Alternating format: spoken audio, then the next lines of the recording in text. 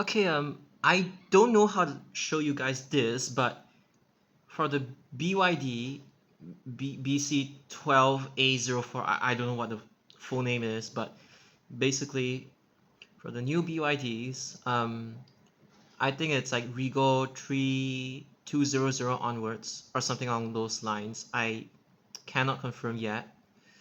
They will have a hybrid ramp, which allows you to both automatically and manually deploy the ramp. I'm not sure how it's gonna look like, but if I were to demonstrate, it will probably be the automatic one. You would just do it like this, like, I don't know, like you press a button and then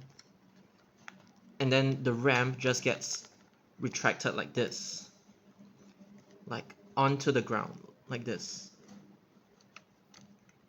and then the wheelchair could just like go up the bus like this. Okay, not the best example, but yeah.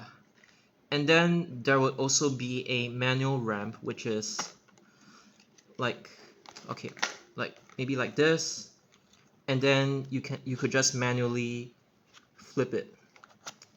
Okay, not the best example, but you could flip it up and flip it down like this, like the traditional ramps that we see on buses right now.